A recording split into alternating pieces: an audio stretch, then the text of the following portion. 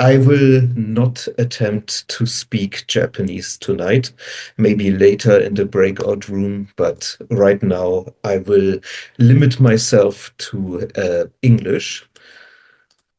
So, my name is Philipp Tautz, as you have already heard. I have been a web worker since 2006. I have been doing things with accessibility since around 2008.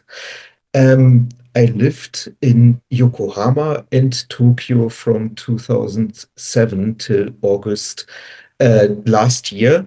And since then, I have been in Berlin, Germany, and I am currently working as a senior accessibility consultant. As you might see from my clothing, I have been an MC, the English-speaking MC, in the A11y Tokyo Meetup from 24 to 25, and I feel very happy and a little bit nostalgic to be here today. Since 2024, I have also been a member of the Accessibility Internationalization Community Group at the W3C, which has inspired this talk. And very new since the beginning of this year, I have a certification as a CPAC of the International Accessibility, and I forgot what the name is. Please look it up. The IAAP. Also, I believe that it is very important to normalize having a disability. So I always speak about my own disabilities when I have a chance. I have type 1 diabetes, so I have ADHD, or what is it? Attention deficit. I always forget what the H stands for. Hyper something disorder. Sorry? Sorry, hyperactivity. Yes, thank you. Hyperactivity disorder with dyslexia. And I now only have one eye with a cataract, meaning it's very foggy, and one eye that has an artificial lens. I had a cataract in both eyes and have actually experienced over the last 2 years what it is like to slowly go blind and then suddenly being able to see again. So I wanted to start with the question, what is internationalization? Maybe you have heard of it, but it's a very big word. And when I first encountered it, I felt a little bit intimidated. So internationalization means programming a website or an app in such a way that it can be easily localized, translated, or even understood by a non-speaker if there is no translation. This is a very technical definition of the term. In other areas, like, for example, translation to books, etc., it may have different meanings, but in this case, I'm really focused on digital accessibility and internationalization. So, in other words, digital products like websites, apps, ebooks, etc., are made to be localizable and translatable. So internationalization is like the first step, which then can lead to a localization or translation. Design and code is being created flexible and customizable. I will show you examples for this later. And it means also to keep in mind that if you speak the same language does not mean you have the same understanding. My examples here would be British and American English. If you, for example, have a telephone and address format, it's not the same in America and in the UK. But you might also say, if you think of Kanto Ben and Kansai Ben, same basic language, difficult understanding. So why is internationalization so important? It is the basis for adjustments in context and language. It can lead to plain language automatically, which is very important for accessibility. It helps to make UI or user interfaces, UX, user experience, and text understandable from the beginning for as many people as possible. So if internationalization is considered from the start, adaptability and accessibility will be baked into the process. That means if you think about an international audience from the beginning, you can make your product, your app, your website adaptable globally and accessible more easily because you think about different things like plain language from the start. Again, examples will come in a minute. So this leads to less effort and better results. And if you are very sales-minded, less money and more income. So why do internationalization and accessibility belong together? Both require and enable a critical view on a product, a website, apps, ebooks, etc., and therefore enable better planning of its production. When you consider internationalization, for example, how do I get as many people as possible to use the thing I'm making? And it automatically leads to more accessibility because you try to make the thing understandable and usable by as many people as possible. So considering internationalization and accessibility only after a product has been completed usually results in very high and avoidable costs, meaning maybe you have done this with accessibility before, you have experienced this, you find a problem, you try to bring it up with the production team, and then everybody is annoyed because it could have been avoided from the start. The same is true when you try to suddenly localize or translate a product after it's been completed. It can get very complicated and very costly. So if you consider internationalization and accessibility from the start, accessibility issues can be more easily avoided. The same is true for localization. So basically, it allows you to expand into more markets and reach more customers. Neither accessibility nor internationalization are a chore. It is maybe hard, but it is not super difficult. And I just saw there is a chat message. I will be happily answer questions in a bit. Let's collect the questions and put them to the end this time. Thank you. So instead of trying to bring improvements, you can bring better results with less costs. So these are the basics of internationalization and how they relate to accessibility. Now, I wanted to answer the question that came to my mind when I made this presentation. Why do I actually talk about this? So here is a short insight into my journey. I have disabilities like I have mentioned before. I have diabetes type 1, and because of that, I had a cataract in both eyes. One eye has now been fixed already. I'm able to see again, and it is really amazing. And in 2 days, on Thursday, I will have my second operation, and then I will be able to fully see again.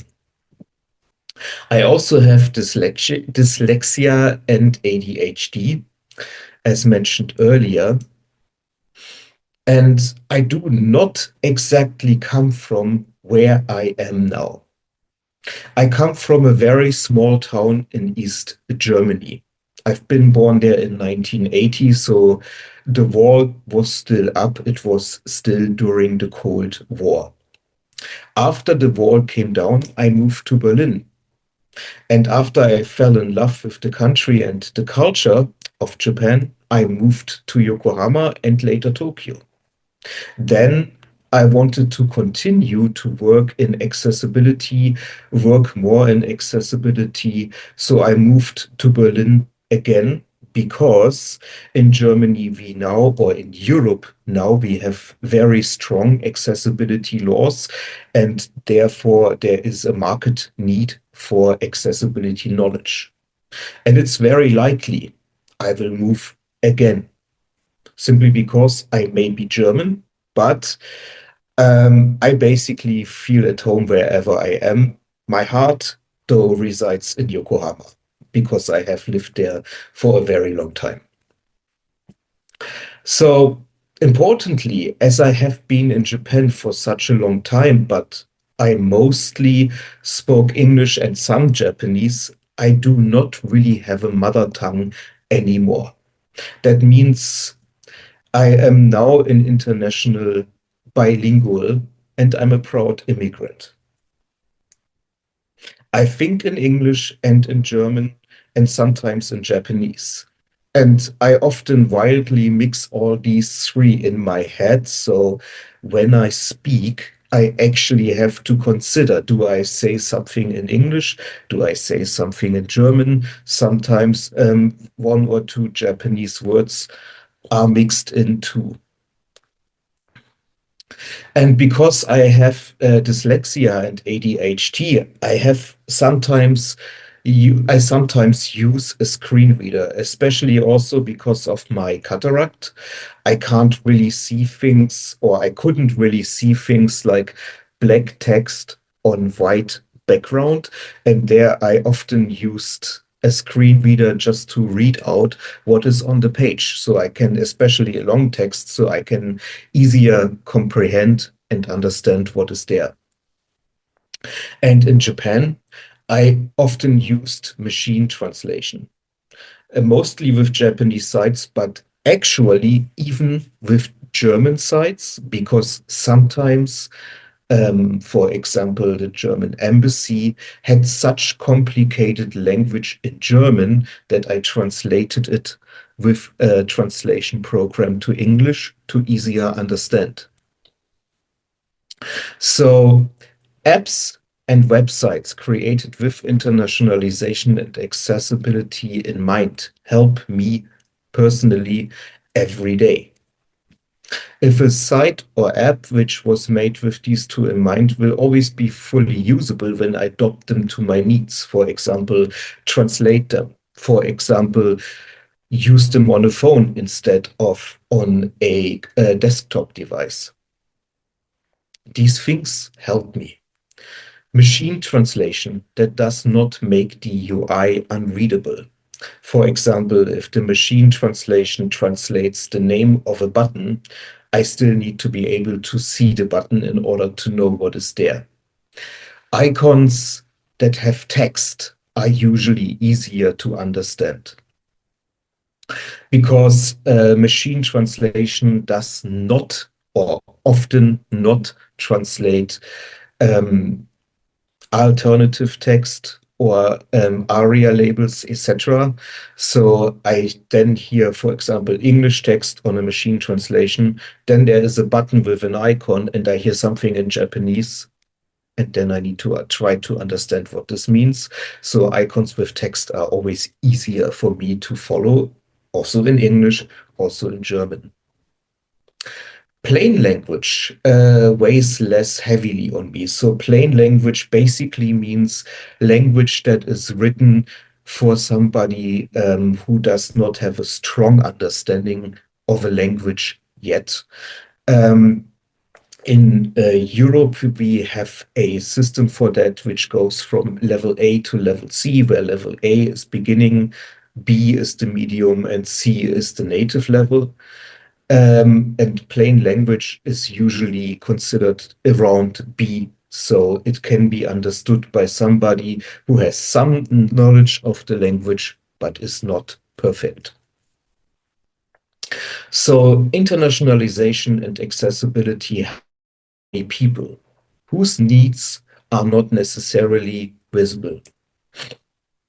If you think and act internationally and accessible, you help everyone.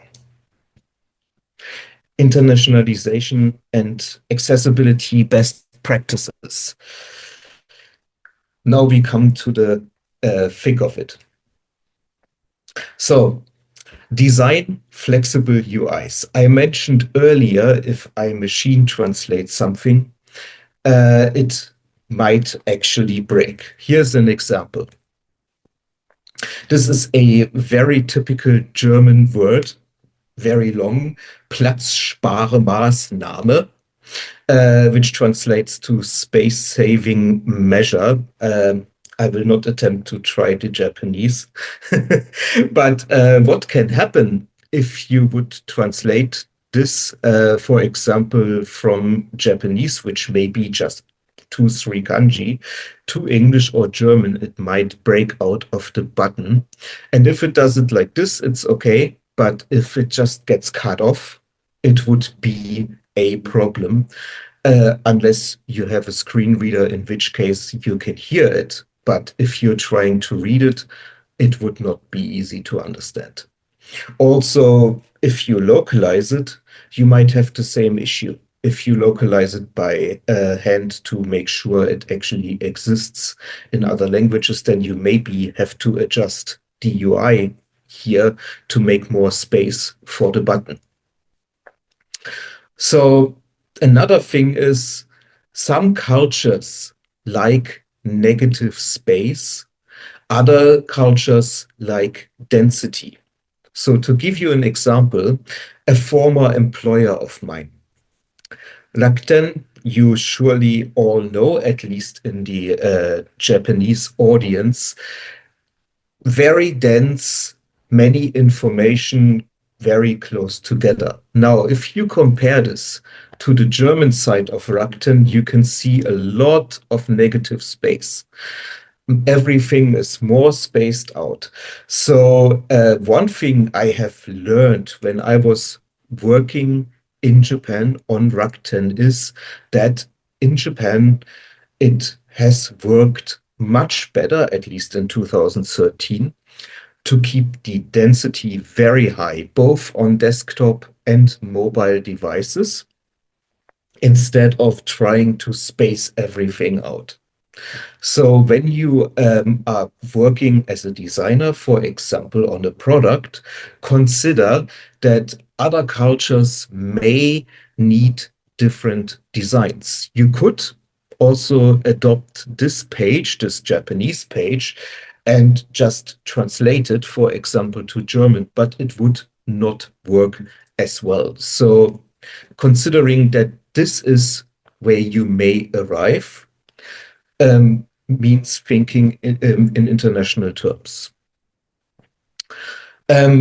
Also, if you work with videos, always offer subtitles or closed captions as a transcript. So that means usually when you have a video, you can just turn on or off the subtitles or closed captions. But they will not be translatable in machine translatable unless it's on YouTube or another provider that has the feature built in. So, for example, if you know LinkedIn Learning, they have the text, the closed captions of the video as a transcript as well, which has two advantages. For one, it can be translated with machine translation because it is just text on a website. And it is then searchable, and you can even, for example, use it to click on a word and jump to the content in the video. But the most important thing here is really it allows people who you maybe have not considered as a user to still use and understand the contents of the video. If you are using icons, try to use them with visible text as often as possible. And I'm saying visible text because in many UIs I have seen that you can use your mouse to hover over an icon. That works okay if you use a mouse. If you do not use a mouse, that is problematic insofar as that you simply do not see the text. That is true on mobile phones, that is true on tablets, and importantly, it is also true when you work with a keyboard only or an alternative input device, like a switch, for example. So try to make space for text with icons. Icons are very good for people with certain neurological or cognitive disabilities, but they can be difficult to understand. The other important thing is icons are not always the same in different cultures. One culture might identify an icon or an emoji differently than another culture, so it is good to give context in text form.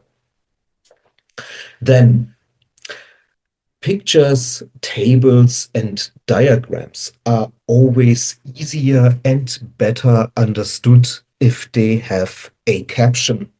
So I mentioned earlier that for pictures, for example, you would usually give an alternative text with an alt attribute. So that shortly describes what is in the picture. That will often not be translated. So if you have a short text below the picture describing what the picture is actually about, not just what can be seen, it can be automatically translated. It can be easier understood by more people. And the same is true for your tables and for your diagrams.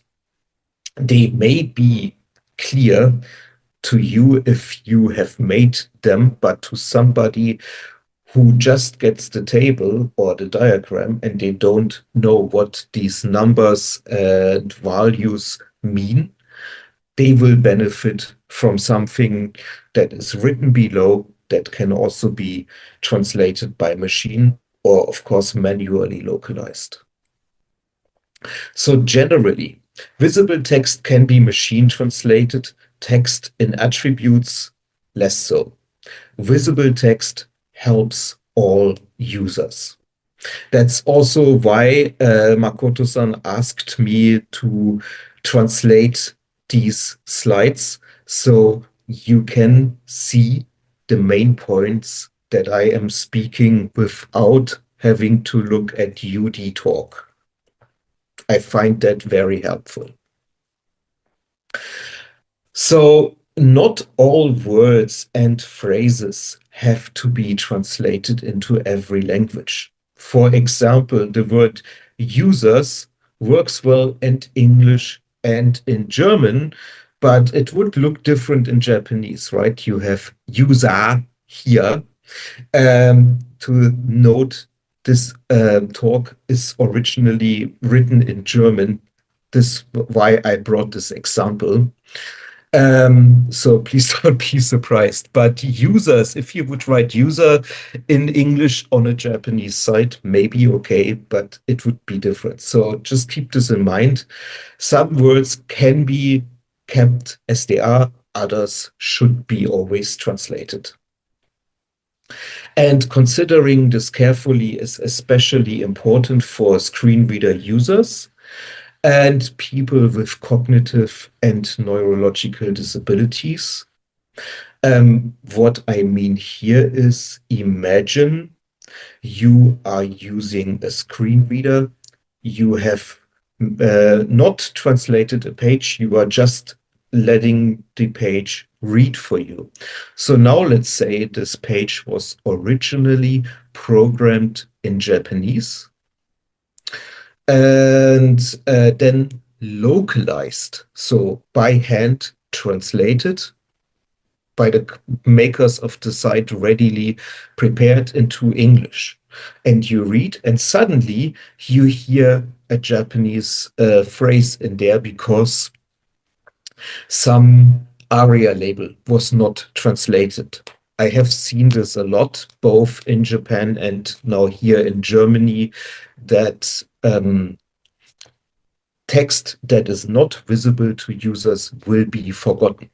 So always consider this and make sure that if you put something into invisible text, it can still be machine translated. And if you localize text, everything is localized and, of course, tested. The language you should use should be plain and rather simple. So in English, the differentiation is easy language and plain language. I was not able to figure this out in Japanese, but if you say easy language, it is for people with strong cognitive disabilities or learning disabilities who are, even as adults, not really able to fully comprehend a language. That is a thing that needs special people. It's like a translation. And then there's plain language, which is, as I mentioned earlier, rather in a middle level.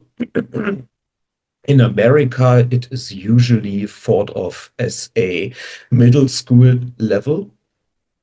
And this is important for two reasons. One, people who have, like myself, dyslexia have an easier time to read plain language, but also people who are learning a language, who maybe, for example, come to Japan and already know a bit and are still learning, they will be able to understand easier language better than a text written which uses a lot of kanji, for example, like using a lot of rare kanji. So if you write a text, try to keep it on a level that you know, let's say an average middle schooler should be able to understand. And the simpler you make the sentence structure, the easier you make the kanjis to be understood. In Japanese, you can, for example, set the furigana on top, right? The better it is. So you can write for many people. And an example I always like are instruction manuals that have both text that describe what to do and also have manga-style images. This was a thing that I very much noticed when I've bought my first appliances in Japan. I got instructions back then in 2007 and 8 where you had some text that was very complicated in Japanese, but then you had an image.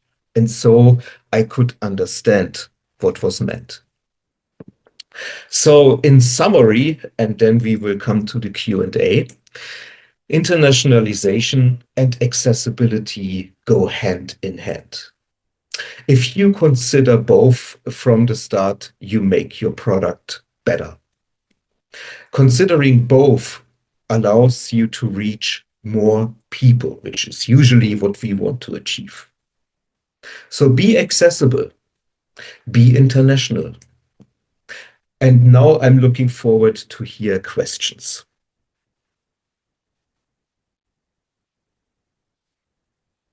If somebody would like to translate them for me.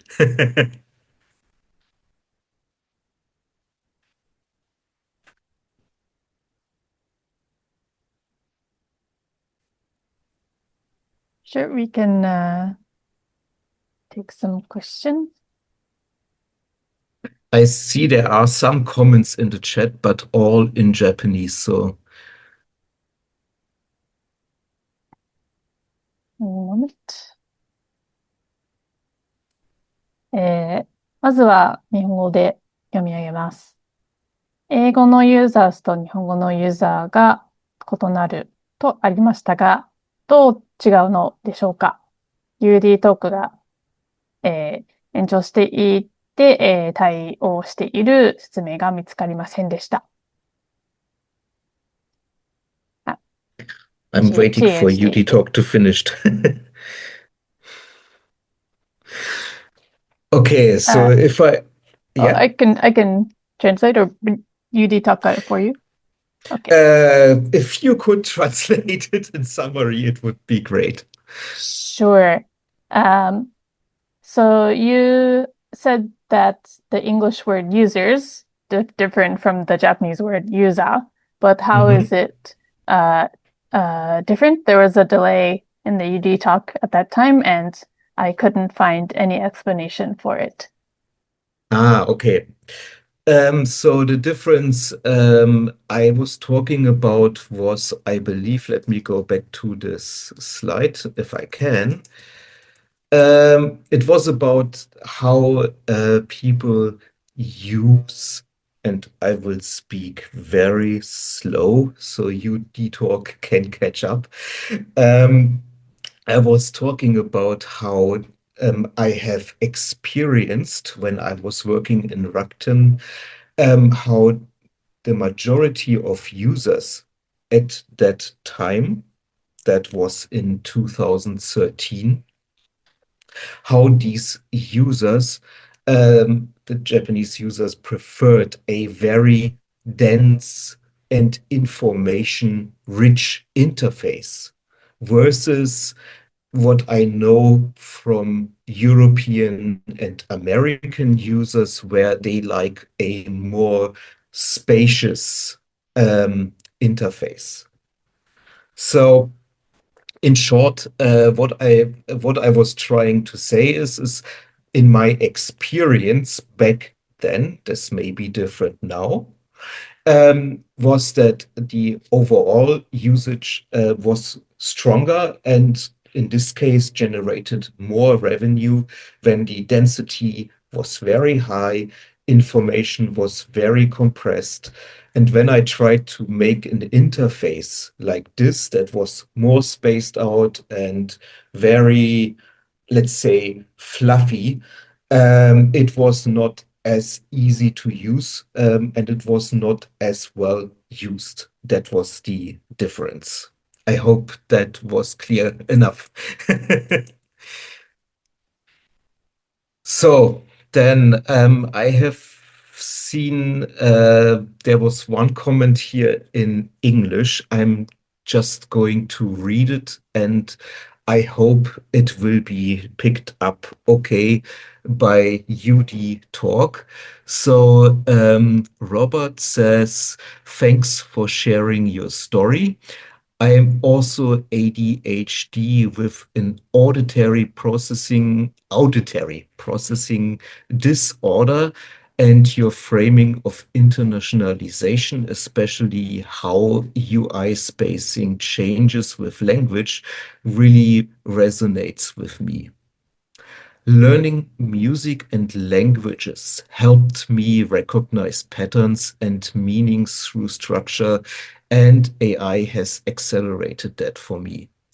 That's actually part of what led me into health informatics and thinking about how electronic health records can support clearer and more consistent communication across teams.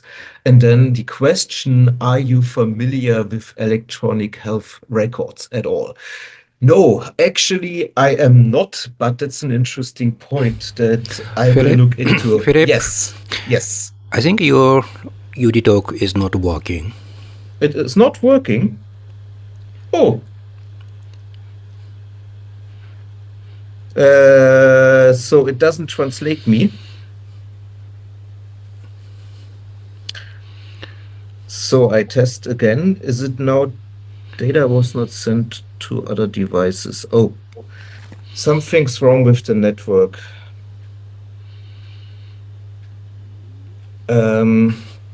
Take your time. I'm so sorry. No problem. No worries. Okay, I'm gonna restart UD Talk. Let's see if it works now. Where was that?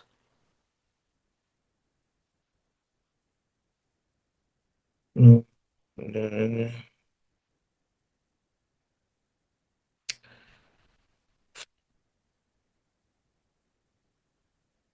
Yeah.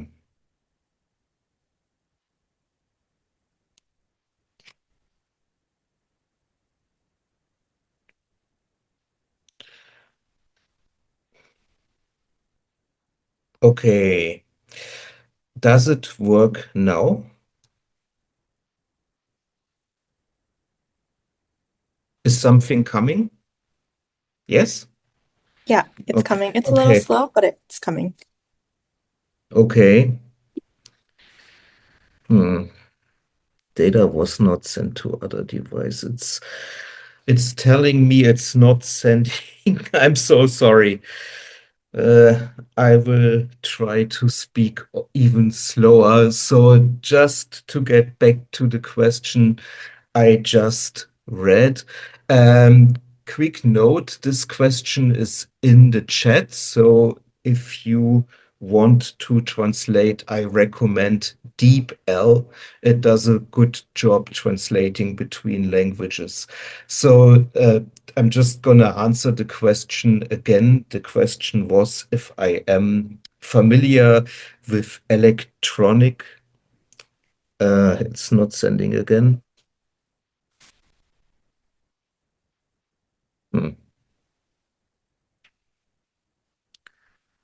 Okay. Okay, I hope it will work now. So the question was if I am familiar with electronic health records, and I am not. And I'm afraid UD Talk does not like me. It's slowing down considerably.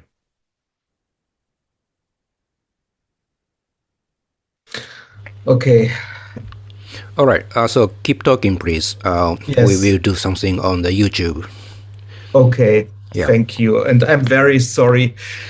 So then I got a question from Yoshie.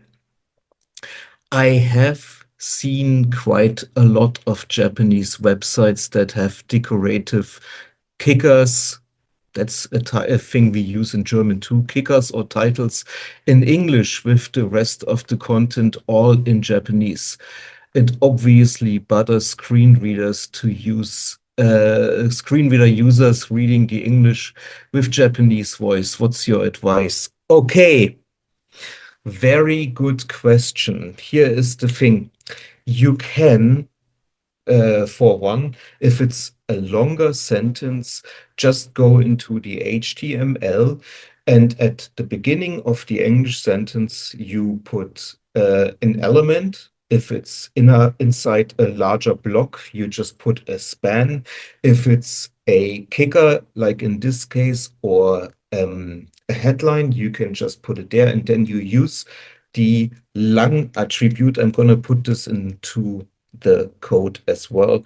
So you use the lang attribute and you just put the language code, and of course I misspelled it, like this, not exactly like this, I think into the HTML, then most screen readers will switch to English and read it with an English voice. So you hear the sentence in English voice, then it switches back to Japanese.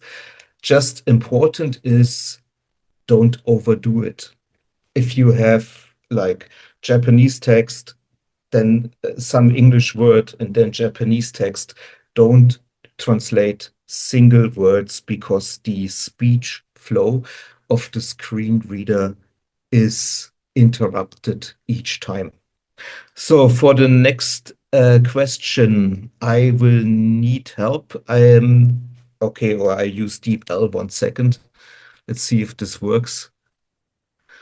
Okay, so if this is translated correctly, to accommodate many languages, it would seem that knowledge of many languages required. Is multilingual language necessary? I would say not necessarily.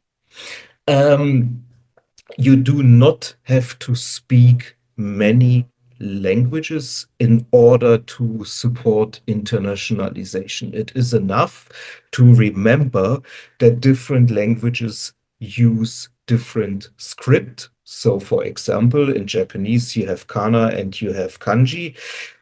In English and most Western languages, you use romaji. In, let's say, what can I think of? I can't think of anything. Let's say in Hebrew, you use Hebrew's characters. In Arabic, you use Arabic characters. So what you need to remember is not every language goes left to right. In Japanese, you can also go up down, right? But some languages also go right to left. So if you, for example, create a UI, and the simplest form, again, is a button. Just remember that the button can... Am I hanging? Oh.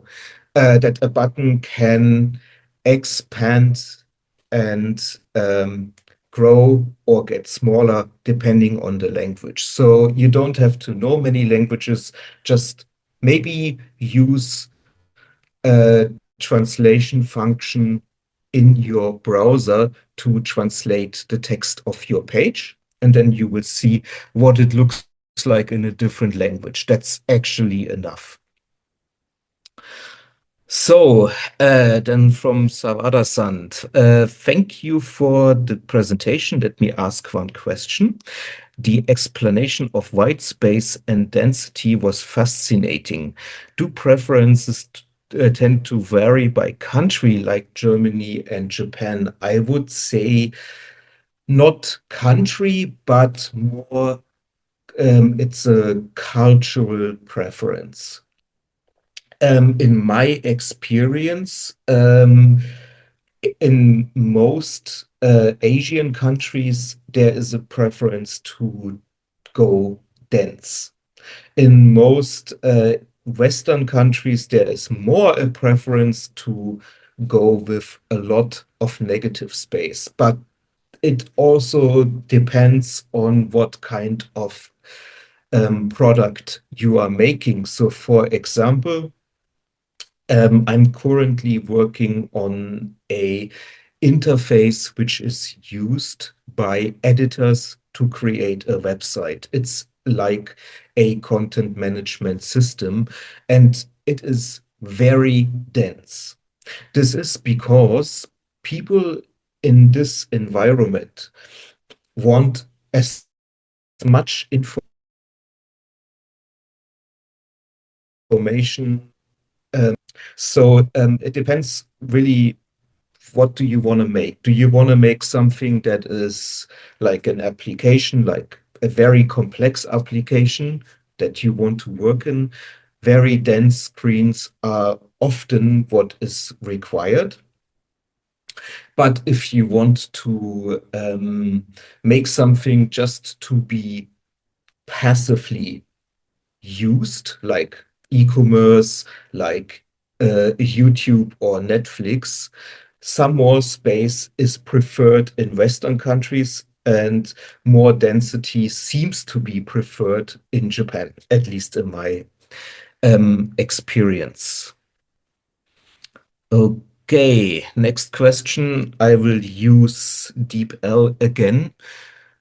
When machine translating from Japanese, a high context language to English, a low context language, thumbs up, is it feasible to support omitted elements? For instance, the comedian's line, "Don't worry, I'm wearing them," lacks of subject and object, requiring addition of I and pants. Could AI translation handle this? As a multilingual speaker of Japanese, English, and German, what are your thoughts? Well, this is literally what I just read to you, machine translated by DeepL. So I would say yes and no. If you consider machine translation, but you are primarily writing for a domestic audience. So for example, let's say you're trying to write a joke that would be funny, particularly to people who understand Osaka Ben, do it. If it cannot be translated necessarily completely, well, it can't. But you can, of course, as a bridge, try to write a short explanation. What does this mean? If your goal is to make this understandable to as many people as possible. And you do not have to worry for accuracy. I mean, sorry. I'm going to stop sharing my screen for a minute. I totally agree that English is a low context language. German is also more a high context language, I think. But yeah, in short, don't worry too much about it. Try to see if it can be understandable, if you can translate it. What I do sometimes just to get an idea is I take an English text, for example, translate it to German, then take the German translation and translate it back to English to see what comes out of it. If it still makes somewhat sense, it's okay. But if the meaning is completely lost, maybe write it more easy. That's already enough. So, then we have a question from IFC. I believe the European Accessibility Act came into force in June 2025. That is correct. Regarding accessibility by extension, the internationalization we discussed, has the EAA had any impact? That's a good question. I would say, excuse the German phrase, jein. That's yes and no combined into one word. Germans really like combining long words. It did not really have an impact by much in this regard.